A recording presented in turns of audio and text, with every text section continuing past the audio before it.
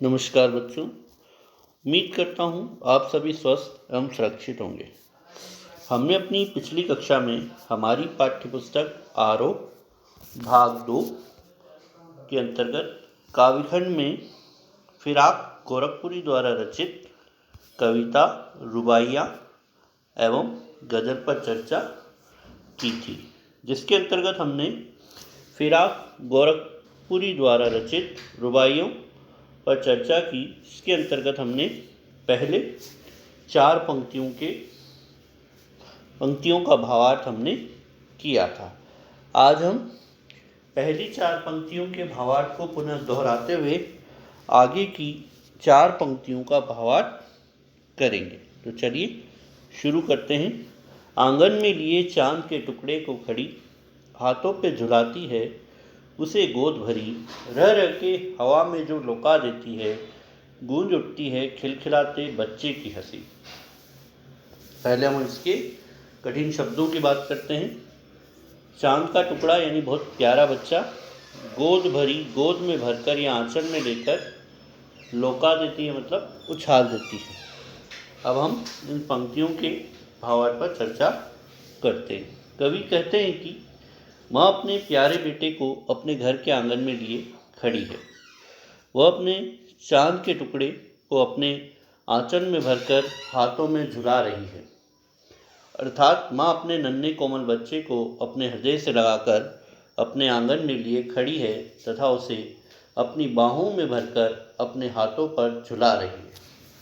माँ अपने बच्चे को देखकर अत्यंत प्रसन्नता से भरी हुई है।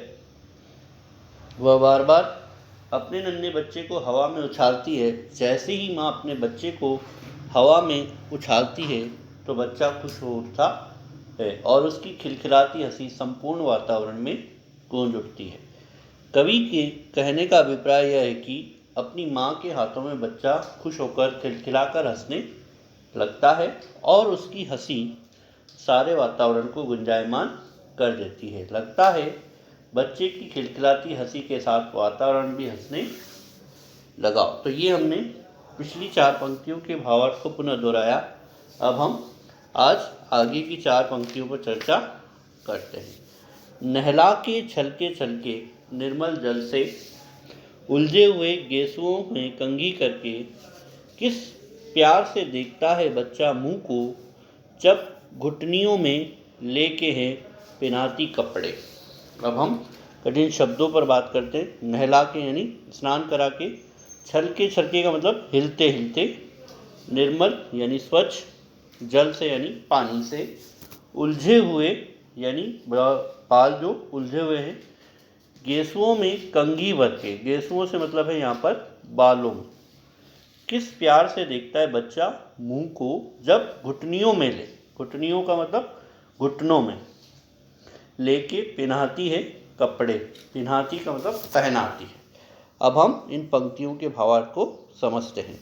कवि कहते हैं कि माँ अपने नन्हे कोमल बच्चे को छलकते हुए निर्मल स्वच्छ पानी में नहलाती है और उसे स्वच्छ पानी से नहलाकर उसके उलझे हुए बालों में कंघी करती है, उन्हें संवारती है। जब माँ अपने नन्हे बच्चे को अपनी बाहों में लेकर कपड़े पहनाती है तो बच्चा अपनी माँ को बड़े प्यार से देखता है। माँ अपने चांद के टुकड़े को छलके साफ स्वच्छ जल में नहलाकर उसकी उलझी लटों को कंघी से बार बार संवारती है।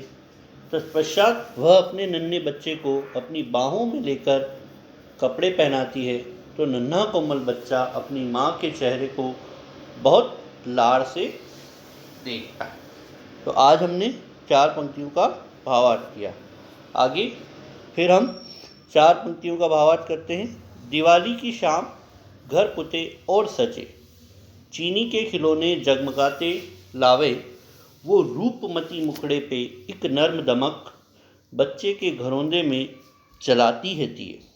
अब हम इसके कठिन शब्दों पर बात करते हैं। दिवाली यानी दिवाली का त्यौहार है।